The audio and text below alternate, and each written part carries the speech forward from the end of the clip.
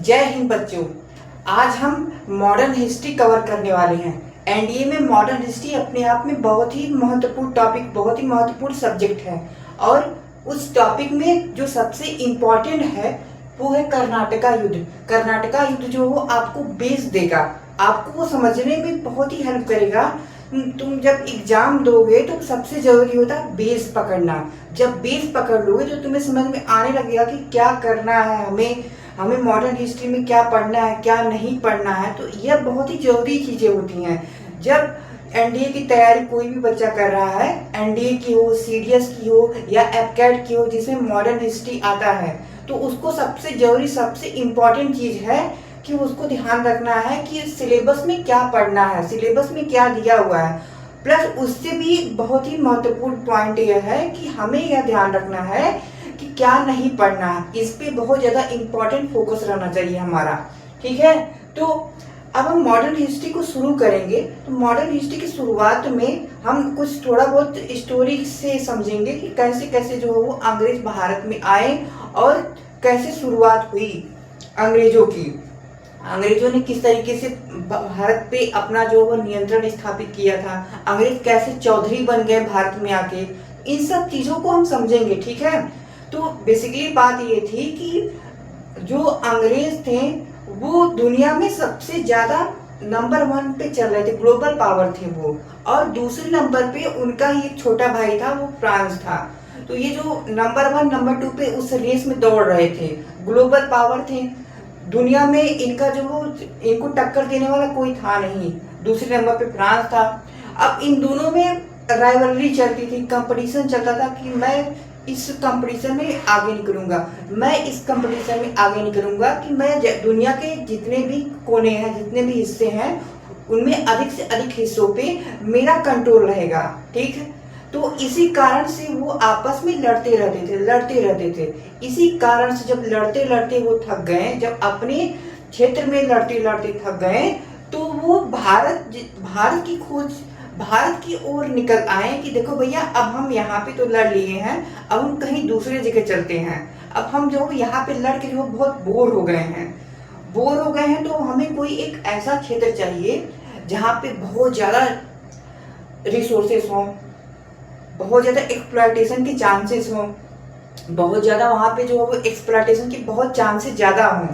तब भारत में अंग्रेज आए और भारत में आए फ्रांसीसी।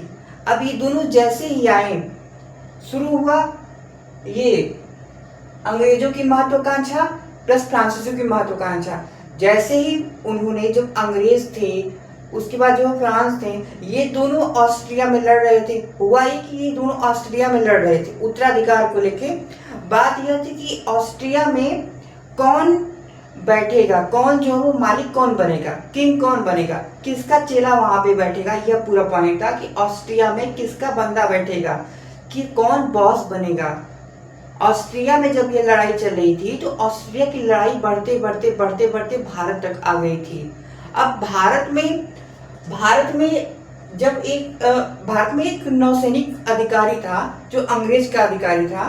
उसने एक बड़ी गलती कर दी थी। उसने गलती ये करी कि उसने फ्रांस की एक जहाज को कैप्चर कर लिया। फ्रांस की जहाज जा रही है शांति से, उसको अंग्रेजी नौसैनिक अधिकारी ने, एक जो अंग्रेजी अधिकारी था, उसने फ्रांस की जहाज को कैप्चर कर लिया। देखो, फ्रांस की जहाज थी, वहां पे तो लड़ ही रहे थे ऑस्ट्रिया में उत्तराधिकार को लेके। लेकिन भारत में जब आए, वहां पे तो बात यह चली कि नहीं भैया, हम भारत में लड़ेंगे नहीं, हम चल रहे हैं तो हम अच्छे से जो है वो अपना व्यापार वगैरह करेंगे। लेकिन जब भारत में आ गए थे तो ऐसे होता है ना कि कुछ जो होते हैं महाचंड टाइप के होते हैं। तो उसी में से जो अंग्रेज का एक महाचंड टाइप का जो एक अधिकारी था, उसने अपनी खुन्नस निकालने के लिए उसने ये किया कि जो फ्रांस की जहाज थी उसको कैप्चर कर लिया, कि हम तेरी जहाज को नहीं आगे जाने देंगे, हमारे कंट्रोल में तेरी जहाज रहेगी। अब फ्रांस नंबर 2 पे तो भले है, लेकिन कहाँ चुप रहेगा वो। तब फ्रांस यह समझ गया कि देखो, अकेले तो हम निपटा नहीं पाएंगे इनको, तो हम किसी से हेल्प मांगते हैं। और हेल्प तो उसी से मांगेंगे जो हमारा सहयोगी होगा। जो हमारा मित्र होगा। तो उस समय जो फ्रांस के गवर्नर थे वो डुप्ले थे। फ्रांस के जो गवर्नर थे वो डुप्ले थे। और यही बगल में मॉरिशस में भी फ्रांस के अधिकारी रहते थे। फ्रांस के अधिकारी थे उस टाइम पे। अब जो डुप्ले थे उन्होंने इनसे हेल्प मांगी कि काम करो, हम दोनों एक ही देश के हैं, आओ मिलके अंग्रेजों को हराते हैं और अंग्रेजों को निपटाते हैं। अंग्रेजों ने कैसे ही दुस्साहस कर लिया कि जो फ्रांस के जहाज को कैप्चर कर लिया। तब ये दोनों मिलते हैं, ये मॉरिशस से आता है और डुप्ले, फिर ये दोनों मिलके अंग्रेजों को खूब लपेटते हैं, बहुत लपेटते हैं, ठीक है। और बीच में एक राजा साहब थे कर्नाटक के, वो ये सब देख रहे हैं, वो वाच कर रहे हैं कि ये दोनों कर क्या रहे हैं। ये फ्रांसीसी जो है वो ये पगलाए हुए हैं, फ्रांसीसी आए, अंग्रेज आए, ये दोनों कर क्या रहे, दोनों व्यापार करने आए थे, लोग दोनों लड़ रहे हैं, काहे लड़ रहे हैं। तब जो कर्नाटक के नवाब थे, कर्नाटक के नवाब अनवरुद्दीन, इन्होंने दोनों को धमकाया कि देखो मान जाओ, बात मान जाओ, नहीं तो देख लेना परिणाम होगा, खराब होगा, समझ लो, ठीक है। तो डुप्ले तो होशियार था, डुप्ले जानता था कि देखो एक दिन तो तुमको भी निपटाना है मुझे, लेकिन एक साथ दो फ्रंट पे मैं लड़ाई नहीं लड़ सकता हूँ। डुप्ले जानता था कि अगर मैं दो फ्रंट की लड़ाई लड़ने लग जाऊंगा तो फिर वो सही नहीं रहेगा। तो एक काम करता हूँ, पहले ये जो अंग्रेज हैं, क्योंकि अंग्रेजों ने जो किया है पहले उनको जो वो सबक सिखाता हूँ। अंग्रेजों ने जो किया, क्योंकि अंग्रेजों ने फ्रांसीसी जहाज को कैप्चर कर लिया था। अब डुप्ले यह चाहते थे कि पहले इनको सबक सिखा लेता हूँ, इनका जो एरिया है उसको कैप्चर कर लेता हूँ, फिर जो है वो कर्नाटक के नवाब साहब को भी निपटाऊंगा मैं, आप चिंता मत करिए। पहले जो है मैं मित्रता का हाथ बढ़ाता हूँ कि ठीक है, जो भी कर रहा हूँ मैं आपके लिए कर रहा हूँ। तो डुप्ले ने यह भरोसा दिलाया कर्नाटक के नवाब को कि देखिए साहब, नवाब जी, जो मैं मद्रास पे जो कैप्चरिंग करने का प्रयास कर रहा हूँ, वो कैप्चर करके वो अपने पास थोड़ी रखने वाला हूँ, वो मैं आपको ही देने वाला हूँ। तब कर्नाटक के नवाब साहब बहुत खुश हो गए थे, कहें ऐसी बात है, ठीक है तब जाओ, बहुत बढ़िया, हम जो हो तब तक आनंद लेते हैं, तुम जो तब तक अंग्रेजों को निपटाओ, और अंग्रेजों को जब निपटा लो तो उसके बाद जो है मद्रास मेरे को लौटा देना, मद्रास मेरे को सौंप देना, ठीक है। डुप्ले को टाइम मिल गया। डुप्ले ने और लॉ बोर्डने ने, ये मॉरिशस के जो अधिकारी थे लॉ बोर्डने थे, तो इन दोनों ने मिलकर अंग्रेजों को निपटा दिया। जब अंग्रेजों को निपटा दिया मद्रास से, तब मद्रास पे फ्रांसीसियों ने अंग्रेजों को निपटा दिया। अंग्रेजों को जब निपटाया तो मद्रास से निपटा दिया था। अब मद्रास से जब निपटाया तो ये जो कर्नाटक के नवाब थे उनके पास सूचना गई कि नवाब साहब, आपसे जो वादा फ्रांसीसियों ने किया था उसको पूरा करने का टाइम आ गया है, तो आप एक काम करिए, आप जो फ्रांसीसियों से बात करिए और फ्रांसीसी से कहिए कि वो लौटा दे मद्रास। मद्रास तो अब जीत लिए हैं। तो देखो कर्नाटक के नवाब देखो, दो बार जो है वो अंग्रेजों से लड़ाई हुई। इस प्रथम जो कर्नाटक युद्ध है उसमें दो बार अंग्रेजों से भिड़ंत हुई, किसकी, फ्रांसीसियों की। तो जब पहली भिड़ंत हुई थी तो पहली भिड़ंत में जो मॉरिशस से जो अधिकारी आए थे उन्होंने जब जीता मद्रास जीत के फिर दोबारा अंग्रेजों को लौटा दिया।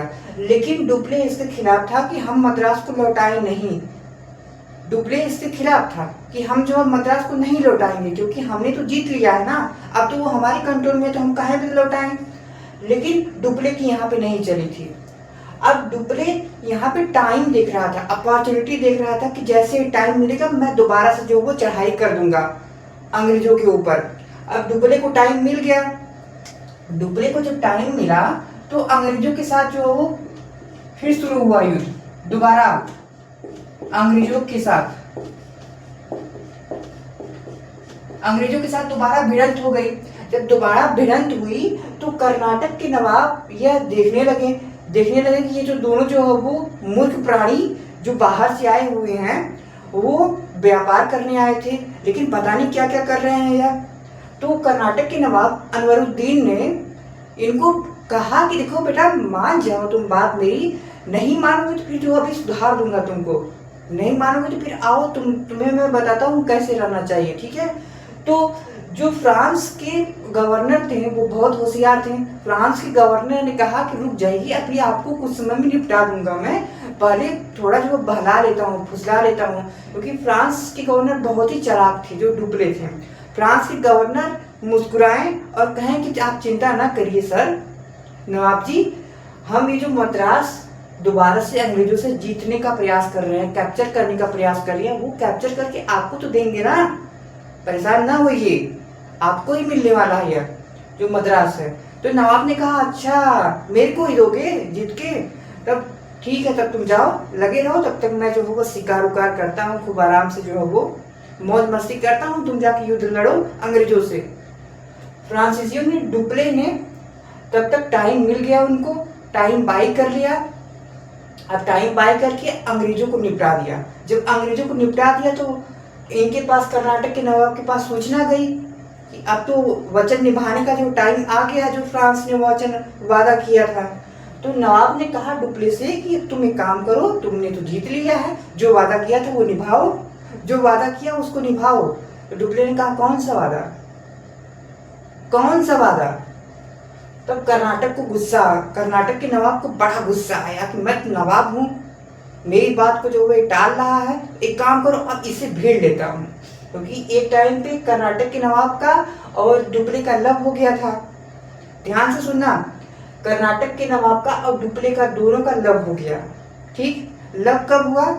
जब डुप्ले अंग्रेजों से लड़ रहा था, उस टाइम पे डुप्ले ने यह रणनीति लगाई कि जो है वो अभी मैं कर्नाटक के नवाब को बहलाता हूँ, लव को दिखाता हूँ कि मैं आपसे बहुत लव करता हूँ, आपको बहुत मानता हूँ, आपके लिए ही कर रहा हूँ ये सब चीजें जो कर रहा हूँ, ठीक है। तो लव हुआ। फिर एक टाइम पे जब यह लव हेट में बदल गया, तो वो कौन सा प्लेस था जहाँ पे ये लव हेट में बदल गया? अब जब लव हेट में बदल जाएगा तो कोई कांड तो करेगा ही, तब युद्ध हुआ। तो वो जगह कौन सी थी जहाँ पे लव हेट में बदल गया और वो कांड हो गया? वो जगह थी सेंट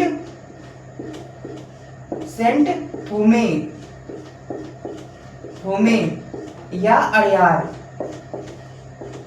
अब ये एक ऐसी जगह थी जहाँ पे इन दोनों का लव जो है वो हेट में बदल गया, और एक हार गया और एक जीत गया।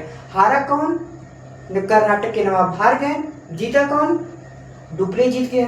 अब इस जीत से डुप्ले को इतना कॉन्फिडेंस आया कि वो अब यह अपने आप को विस्तार करने लगा कि ठीक है, अब मैं भारत में विस्तार कर सकता हूँ, फ्रांस का विस्तार कर सकता हूँ, और अपनी कमाई में भी बढ़ोतरी कर सकता हूँ, ठीक है। तो और इसी बीच जो वो अंग्रेजों के साथ भी एक संधि हो गई, एक्स ला सापेल। 1748 में एक्स ला सापेल संधि हो गई, जिससे अंग्रेजों और फ्रांसीसियों के बीच जो भी झगड़ा चल रहा था ऑस्ट्रिया में, वो खत्म हो गया।